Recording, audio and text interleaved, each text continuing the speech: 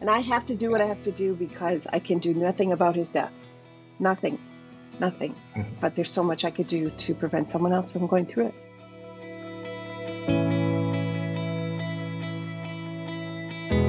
Thanks for joining us. Today's guest is Mary VanHaute, who I met a few months ago while I was working on a documentary for a film that'll be released later this year called The Call. And unfortunately, Mary, we didn't get you into the way we wanted to. I just didn't have time to come out and travel your way. But she's been gracious enough to join us for the podcast today. And Mary, thank you so much for joining us, and thank you for being a part of this whole project. Thank you for the invitation. Excellent. So really, I could sit here and talk about your background, but it's more interesting when you tell that story. So if you tell us who you are, what you do, and why mental health, suicide awareness, these things are important, and what you do for first responder communities. First, I'll bring you greetings from Clearwater, Florida, where I'm living and enjoying beautiful year-round sunshine. And I am born and raised in Milwaukee, Wisconsin area, where my family, a legacy fire service family, over 6 generations, over 100 years of service in fire service. I was raised in this concept that you get involved, you do what you can. Public service was a mission and a calling for many years. But I was one of the only children who didn't pursue that type of career in public service or medicine or nursing, that type of thing. I went into education. And as I grew into that role in education, I grew passionate about training and working with adult learners. And in that process of continuing my training in education, I met my wonderful husband, a police officer. And if anyone knows anything about the police and fire combination, there's a genuine love, but banter that expresses their differences. So I was blessed to be able to be raised in a family of fire service, married into law enforcement, raised children in law enforcement family versus my mother and father raising us in fire service and EMS. And then also moving into life experiences. When I was young, my 45-year-old brother, who was a Milwaukee firefighter at the time of his death, died by suicide on his way into work. And that altered my perspective of all the education that I had and the training I had. I was also a master's degree counselor at a college, and I felt like nothing mattered, nothing that hung in my walls showed evidence of completion of supposedly academic efficacy. And now looking back on that moment, that was just another piece of bringing lived experience to all that I knew. And it took time for that to happen and to process. So on that journey, I moved into suicide prevention for this hard to reach, difficult population of first responders, and have done for many, many years under contractual kind of work and various other opportunities, independent speaking, to both law enforcement, fire, and I was also very privileged to get into corrections, working at the state level for corrections officers in building and developing the suicide prevention plan. So through all of that, that's a culmination of my academic side of this, and most importantly, though, lived experience as a daughter in fire service, as a wife in law enforcement, a mother raising children in a law enforcement family, a very high profile type of family, and then as a survivor of suicide loss. Isn't there an animated film? Tell us about that, a little bit about that. There is a award-winning documentary. It's a short film called Hoan, Hoan, Alone, and it's based on suicide deaths from the Hoan Bridge in Milwaukee, which is where my brother died. And I was one of the people featured in this documentary, award-winning documentary, because many of the people who were in it were survivors, attempt survivors, but my story spoke about the survivorship of those of us left behind. Well, if you think it's okay with the filmmakers, I'll link the film in the description. People are welcome to go watch it. It was amazing. I got to see it, and it's wonderful. It's very well done and it's very powerful. So thank you for the background and thank you for always being brave about your story and how it touched you because it's something I can't imagine. And I love that it moved you to something else that's helping other people, which is kind of what I'm trying to do with our film as well, is talk about it, bring more light, shine all the light we can on this because the first responder community, whether it is, like you said, law enforcement, whether it's the fire or, like you said, correction officers, which I hadn't connected that one. Another one that we talk about are the in the film are the 911. I'm blanking on the name. What are they?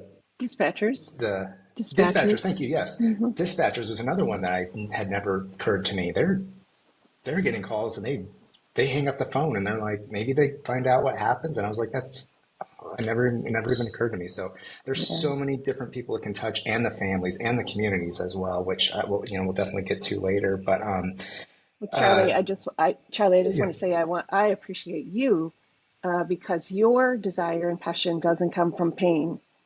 And that was true of Aaron, who did that short film also. He's a graphic artist and he drove the bridge. And so it concerned him and he wanted to do something. And I'm grateful that you have a concern and want to do something.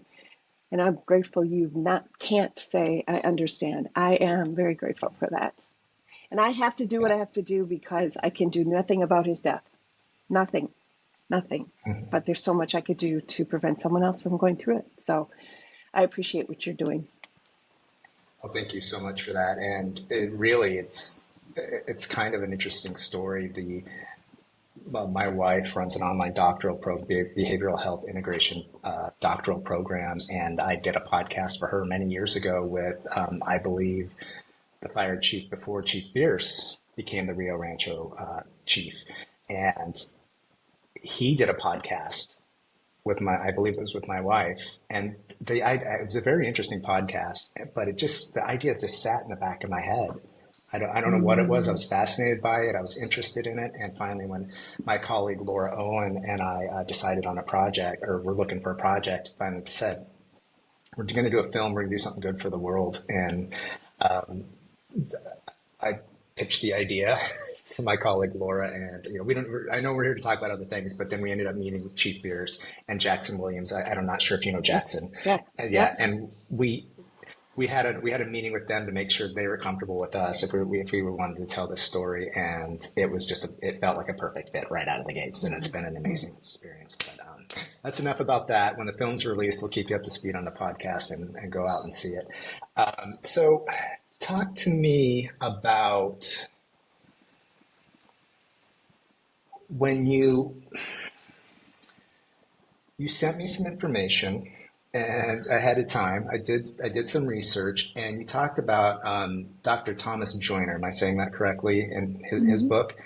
So I was looking. I didn't read the whole book. I didn't have time to read the whole book in that time frame, but I did kind of do the cliff notes. And there was something which I'll put in here in post, but there was like a diagram I saw. It was almost like a Venn diagram. Hmm. Do you know what I'm talking about? Which one Yes, I'm talking very about? much so. Do you mind talking about that? Because I found that fascinating, and I'm happy to say what one thing that never occurred to me.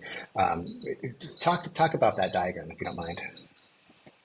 Dr. Joyner's theory is based in three fundamental pillars that, to answer the question, why do people die by suicide? His answer is pretty simple, is because they can. But there are also these three pillars, one being acquired capacity for pain, the second being thwarted belongingness, and the third, a perceived sense of burden. I use that theory often in fire service training to because it resonates with them when I speak about the fire triangle. You need three things for fire to happen. And they're all like, of course, who doesn't know that? And I portray back, well, who doesn't know that acquired capacity for pain combined with perceived sense of burning and the perceived sense of burden and sense of belongingness, thwarted belongingness, Who doesn't know that that's a risk factor for suicide? Then we'll parse it apart. And acquired capacity for pain is point blank a given in the profession. Law enforcement, corrections, EMS, fire, you can't do the job unless you have an acquired capacity for pain. There are folks like me that the thought of it makes me double over. I can't. Don't tell me about your injury because I will ache in that area. They have that as a BFOQ. So now they need to pay attention to when is a firefighter, police officer, corrections officer, medic, EMT portraying thwarted belongingness? What kind of language, nonverbal, verbal, or they feel they're a burden? What stage in their career might they feel that way? And then open your eyes and your ears, because the onus or responsibility lies with you. The one experiencing that is not going to express it in this tight-knit culture. So in development of those theories, when I speak to folks about who are in the services about it, they are charged with, in small group discussion, to actually come up with the words, the looks, the pinnacle points that might, a reaction that they might see. But I also speak in a broader sense, and when I'm talking to suicide prevention as a whole and our community's responsibility to support these first responders, I speak about that sense of belonging. And if our communities don't honor the life outside of the job, if they disrespect them in the most subtle ways, the people say, oh, we don't, we love them. Well, I can point out and give examples where that love is not pouring out and they get caught off guard and get defensive. So my mission whenever I'm in a community-based suicide prevention is to remind people that they are Americans. I live in this country. They're people. I once spoke with the Mental Health America group because of edginess they had towards law enforcement being a contributing problem to mental health in America. And I asked, what are you doing for those Americans? And it wasn't well received, but my point was, they're people. We as a community have to support them in order for them to be healthy, and in turn, our community grows in good health. So that's, and there's a number of different ways that I will stress that to them and to administrators within agencies, city administrators, etc. What are you doing that keeps them feeling like they belong? Otherwise, all we're doing is feeding that sense of nobody understands me, nobody gets me. Yeah, that sounds very familiar from speaking to Chief Pierce and Robert in the films. There's definitely what we were talking about before we started the podcast too was part of when I went out there to start filming this film was I tried to be very respectful of I was walking into a community I did not understand. So I asked questions. One of the best things when I did the ride along with Bernalillo County, thankfully Chief Pierce was like, take donuts, just take donuts. And I was like, and he's like, if they invite you to dinner, he's like, they liked you. And so I took donuts. They had a bunch of cookies already from some kids came over earlier that day, which was pretty awesome. But they did end up feeding me that night. It was an amazing day. I had a great time. So I understand, and I felt closer to it. I learned a lot because firefighters are, they're people you see flying down the street to go help somebody, or I don't walk up and see firefighters and talk to them every day, or police officers. Thankfully, I'm a pretty good law-abiding citizen.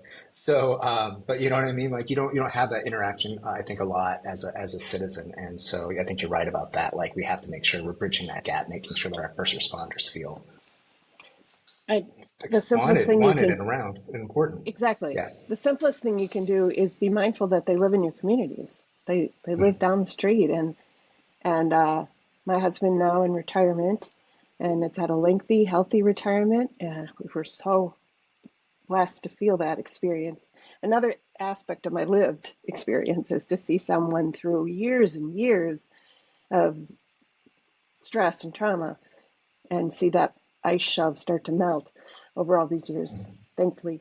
But I can't, if I had $1 for every person that said to me, your husband was a cop, I probably wouldn't Yeah. be with you right here on this podcast. I'd be living near you, Charlie, because Yeah. people don't get it. They can't wrap their head around that there could be somebody living next to them. And instead of building a wall and saying, he's so crabby during the day, well, maybe he hasn't slept. Oh, she's not very social. Well, maybe it's because you've built a wall of distrust. You're going to ask, in my humble opinion, dumb questions. Were you on that call last night? Did you see that? Yeah. Why would you ask a first responder, what was the worst call you ever went on? Hey, why don't Hmm. I fish out of your brain something that you've tucked away for all these years and ask you to tell me, a complete stranger? Why would you say things to your kids like, behave yourself? She's a cop. Why would you do that? You're building those walls and isolating them. So the simplest thing I think Hmm. people can do to build that community is to recognize it in your neighborhood, in your houses of worship, in your social settings, and they want to be included for who they are, not what they are. And so Hmm. drop it. You want to Yeah. know information about what happened in your neighborhood? Go to the Facebook page scanner, Hmm. but don't. They're on their day off. They have time with their family, and this is the question you have for them. So I don't think people realize that how simple it is. In my firefighting experience, I think of it every time I'm at the grocery store and there's an engine company not too far from us, and engine 48's up the side of the store, and uh, law enforcement, they want to park in the back because it's bad for the image, but the side of the store for a fire truck is. Hmm. So the Yeah. firefighters are in there shopping, and people are asking them questions, or they're looking at their cart. And if I have an opportunity, a teachable moment, I'll tell them the city isn't paying for this. These firefighters buy their meals, they share their meals, they work together, ships A, B, and C, and the meals are marked. And, you know, this is not on your dollar. So leave them alone. Let them shop. You want to do something for them? Go to the head of the line and pay for it. Give them a Hmm. gift card. Drive to the station and give them a gift card for each shift, not just the ones you saw. So, teachable moments like that, I'm always pounding the drum because that's inclusion. That is not it's the antithesis of this I don't belong. Because if a firefighter doesn't feel belonging, or a police officer especially doesn't feel belonging in their home, in their family, in their neighborhood, and then something happens at work that starts to constrict that sense of belonging, they're now sitting with, who the heck am I? What am I? All I have is this. And as Dr. Joyner says, you join that up with a perceived sense of burden where they start to think, well, I'm not doing well on the job. My family's falling apart. There's threats that my wife's going to leave me. And I have acquired capacity for pain. Boom, things can happen. So we have a responsibility as a community. Families have a responsibility, whether they like it or not, to take care of them. And that part, what you said, the capacity, acquired capacity for pain, is that how you said it? Is that how you phrased it? Mm-hmm. Yeah, I Yeah, think they said in the summary, they have overcome the instinct for self-preservation, which I thought was an interesting way. I don't know if those are Dr. Joyner's exact words or if that's somebody else's summary. Is that an accurate way to say it? Because I thought that was an interesting statement. They have learned to overcome the instinct for self-preservation. Is agreed. that okay? Overexposure to death, an unhealthy relationship with death. If you think about it, they may be at a crime scene where a body is there, or an accident scene where they have been charged with. This is very, for some people it might be very graphic, but they're charged with doing whatever they could to restore life. And if not, out comes the yellow tarp, and then you sit on the backboard and start your report. That's that's that's an unhealthy relationship with death, and working around a body or working around someone deceased in a chair, and just thinking, well, stuff happens. It's not only then exactly as you said, they've worn down their self-preservation, but they haven't this unhealthy relationship with death, and then they start to believe that it's not bothering them.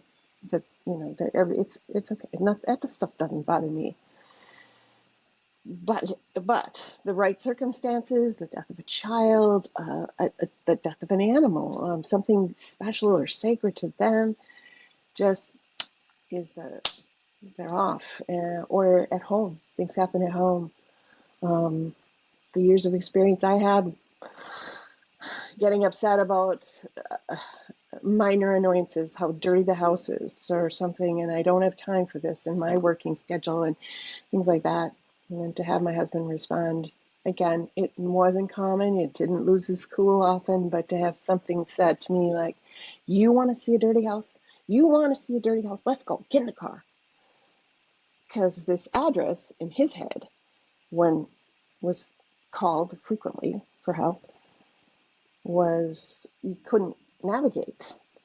It was Yeah. that's the kind of thing where it can snap because they think they're still in touch with life and death issues. They think that they have developed thick skin, but something scratches the surface, and then people don't understand. They're losing their mind. He's so crabby all the time.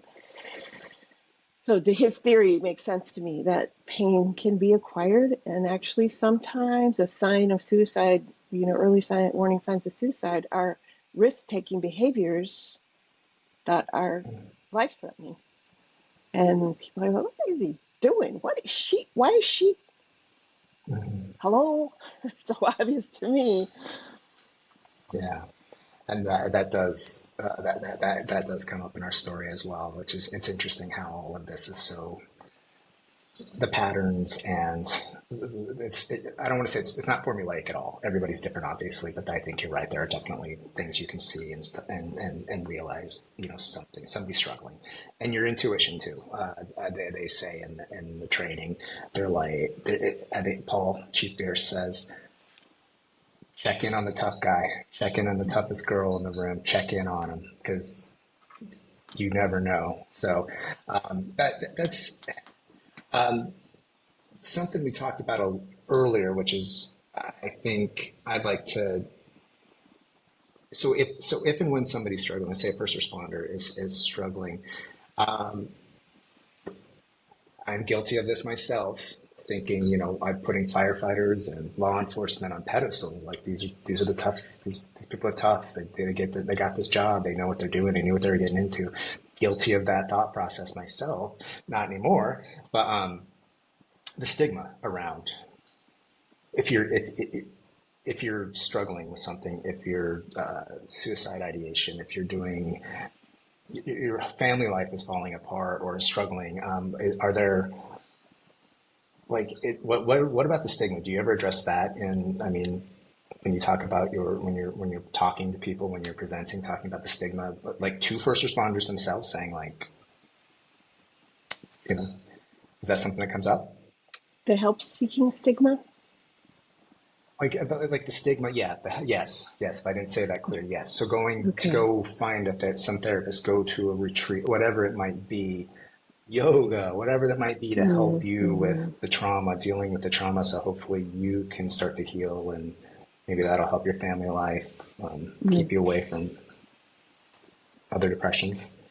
I speak of it from lived experience, in looking at my brother's calls for help, cries for help, and what worked or didn't work, which is why I feel it's critical to have survivors of suicide attempts at the table. Here's a voice readily available to us.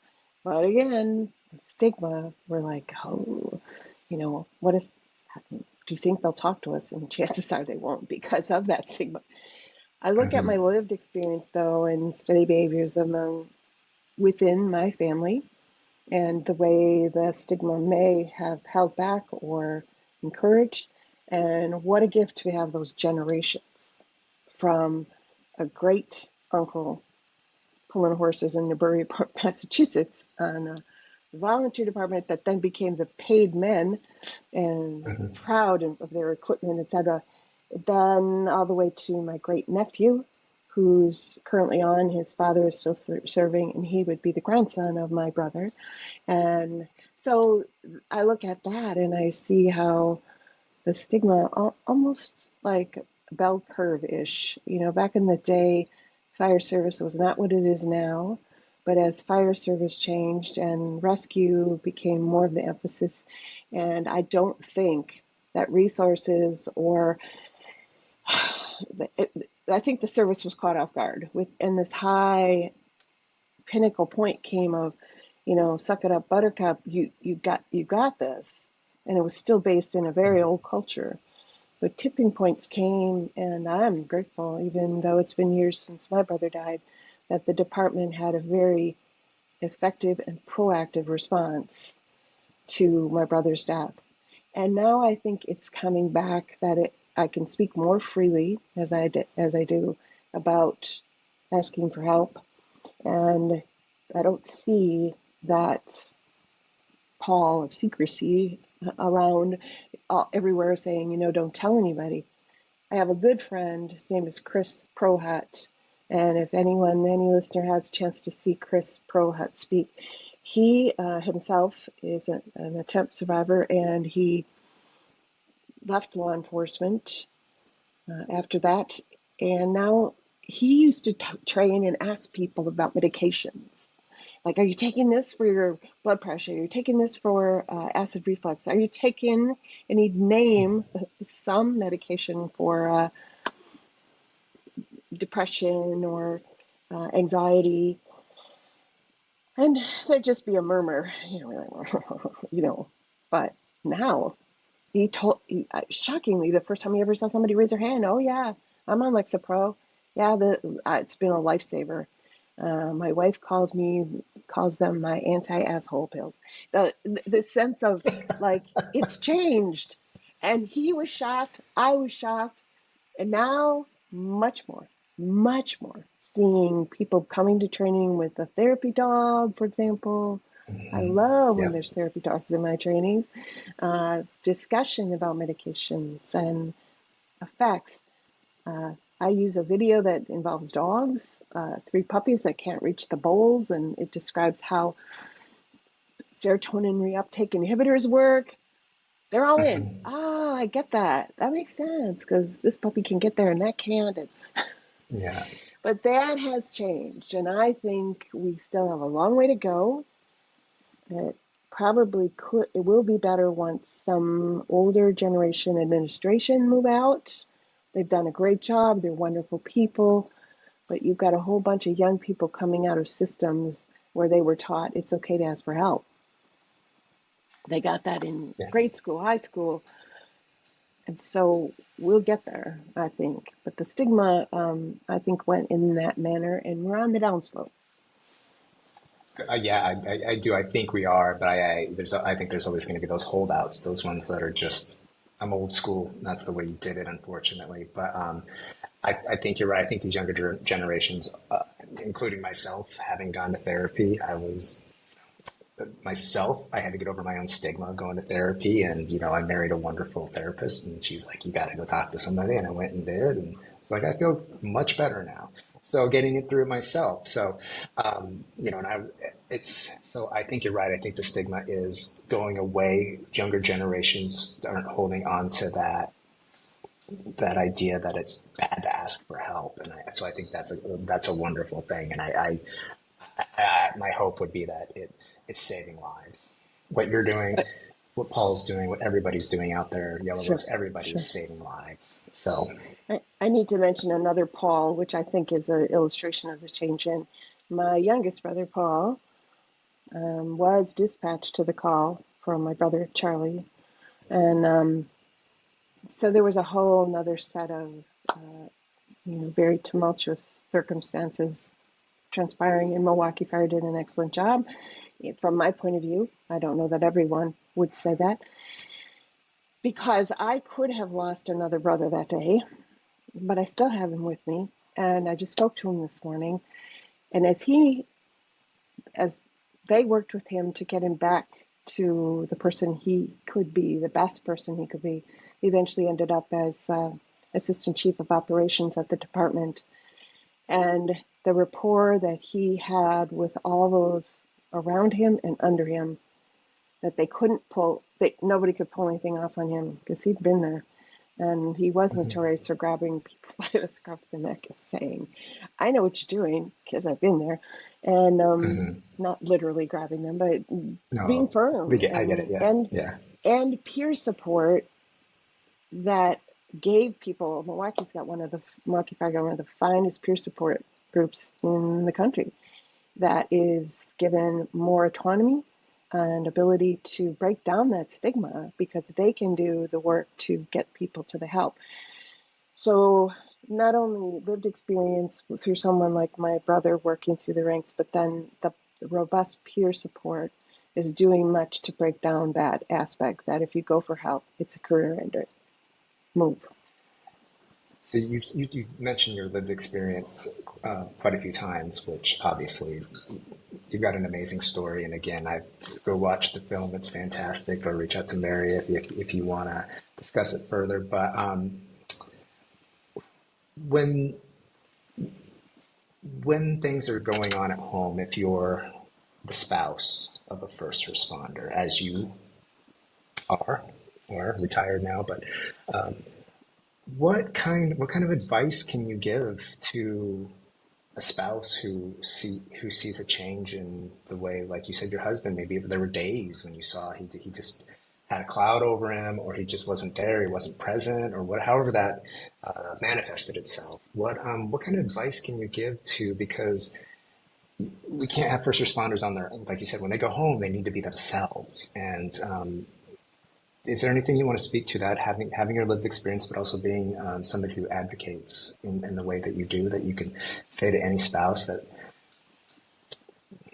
maybe they're not struggling, or maybe they're not yet, or maybe they're just noticing something? Is there anything you'd like to talk about that? First, a disclaimer, because again, I'm not a therapist, but I do There, yes, yes, we're not therapists. Yes, yes. I have learned over the years, and first of all, that you should seek out the help you need and do it yourself if you need to. Because while many EMS and fire and police say, I'd never go to a therapist, they don't get me. Well, you can seek out someone who knows the effects and the impact of trauma. You can seek out someone who knows the relationship issues, because it became for me a slow and steady loss. I was losing the husband I married, and I sought out actually help for loss and loneliness. It's loneliness was the biggest factor, still is in my life.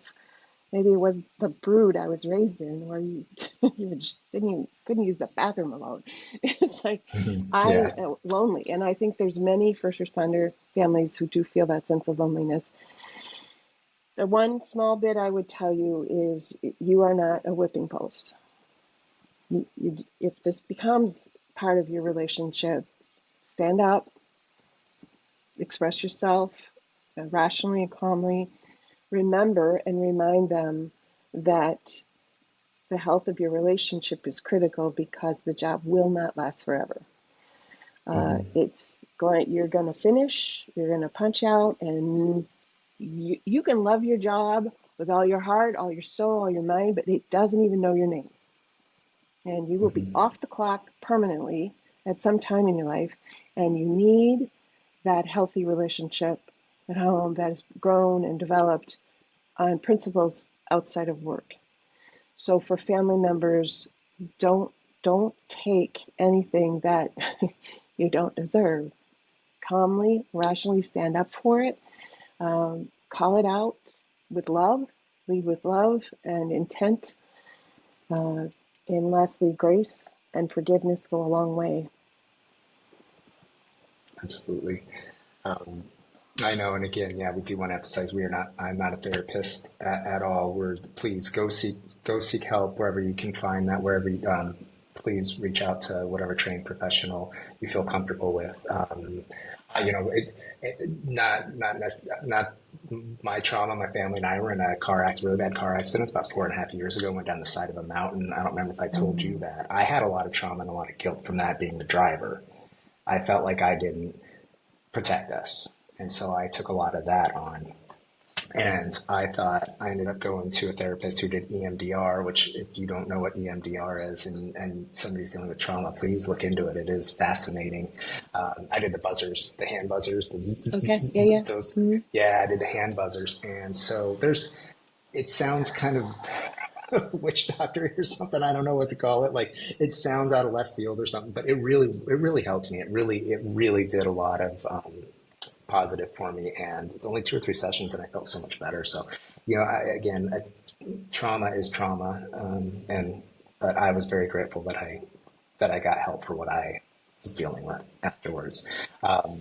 But so I think to your point that, that obviously lead with love, calm, try to bring in, bring a healthy conversation, to the table. I think is a great point. So I feel like we've had a great conversation, and I don't want to leave it on that, Mary. I want to end this podcast on hope. What makes you happy? What brings you joy? What conversations are you having with people like you, or fire departments, or first responders, or programs you're seeing? What is it? What's out there that's growing and making you happy, making you excited for the future, so that we can, help our first responders stay, as strong and healthy? As a colleague of mine, Eric, from Yoga for First Responders, says, it's kind of like it's having that force field, having that strong force field, Mm-hmm. staying Yeah. healthy. And that just means mentally strong, so that when you get that, maybe that call doesn't hit you the way it might. So things like that. So why are you hopeful, and why are you happy and excited about the future? On Thursday, I had an amazing experience that brings me the hope that we are making so much progress. I was in a training, and someone referred to me and said, "Well, you should see what's happening in New Mexico." I said, "Go tell me." And so this description from uh, someone who doesn't know me and I don't know them of exactly what's happening in New Mexico and the outreach, and then speaking about Paul and these rural and the project, the fire that burns within, and just to have this big smile and not want to contribute in any way, shape, or form, but to know, oh my, all that connection, all these points coming together and building a strong field of resilience and training and education. And it just made me smile. But at the very end of the training, I shared a picture of Paul on at the Roundhouse at the uh, AFSP's Advocacy Day.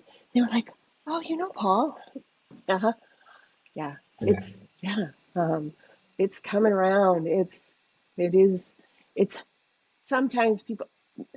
I feel like there's still articles out there and there's still talk that say, this is a problem, this is an issue, we need to do something, and all people come to me and say, nobody's doing anything, and like, let them vent and explain that.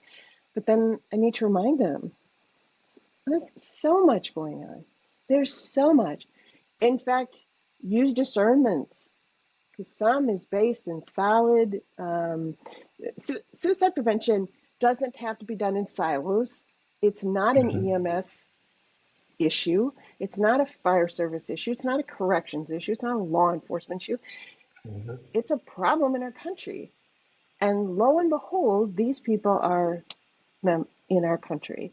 They are in the risk factors that we're talking about. So we are approaching that problem as a group and unit and interfacing. And some of that talk about we're not doing anything, I think, are just coming from people who would rather be unhappy in their situation and blame someone else. So that brings me great joy when someone brings up something that I already know about and had a small part in it, because it shows we're all connecting and elevating, raising it up.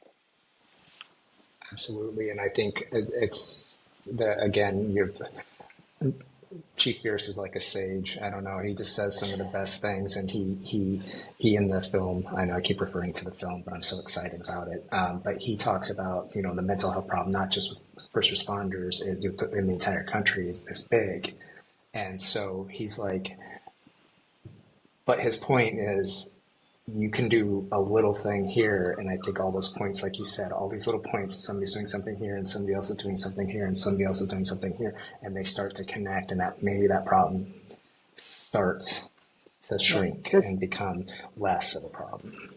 and our language and our conversations become more common and not strange or unique. And same is true with Chief Greg Flynn, and who the founder of the Yellow Rose campaign. He's done phenomenal things, and he also humble like Paul. Somebody else brings in the concept of the Yellow Rose campaign or sees the lapel pin that he's wearing. Um, he's not one to jump up and down and say, "Yeah, that was my baby." Yeah, exactly, Yeah, there you exactly. go. So Yeah. he's not one to start talking about his work and how it happened. He says, "Keep going, do that, keep moving that."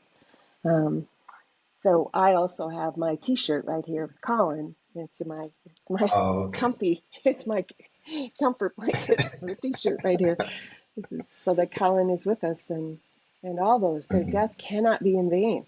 Cannot. No. It cannot. We have so much to learn and to share about those experiences. And I choose. There's an old expression, and I'm sure as the position you're in, that we live with two wolves in our lives, the good wolf and the bad wolf. And one is the one that howls constantly and brings uh, a sense of annoyance and anxiety, and the other is calm and welcoming. And so you got to decide how you're going to live by which wolf you feed. So are you going to Yeah. feed into that howling, angry, um, devouring wolf, or are you going to feed into the one that brings comfort and you look at it and go, "That's beautiful. Look at the grace, the poise, look at the beauty in that animal." And I have my days, but I choose to feed the good wolf, and that's all we can do. What can I do? I can't change my situation. I can't. I like that. I think that's a great way to leave it. Let's feed the good wolf, and let's see the grace and the kindness, and showing that compassion for people who might be struggling. And And yourself, this is, and for yourself. yes, absolutely, yes, and making sure that you're taking care of yourself so that you can be there if that person decides that that's the day they want to talk about it. Be there and be present. So Mary, it's been wonderful talking to you. Thank you for being a part of this project. Thank you for being the first guest. You're leading off the podcast, so welcome. Thank you for joining us and being our very first guest on this podcast. I appreciate it. It's a privilege and an honor. Thank you. Before we go, is there how can people get a hold of you, find you if they're interested in having you speak or having you they want to talk, or if they want to find out more about organizations you support, you're part of, how can they get a hold of you? I am out on LinkedIn. That's a good business social media for me. But if they want to email me, I can give you that information to put in the notes. Yeah, absolutely. I'm happy to put that in the description for anybody if they want to reach out and talk to Mary. She's a wonderful, kind human being, and a pleasure to talk to. So, thanks again, Mary, for joining us, and everybody. We'll see you on the next podcast. Thank you.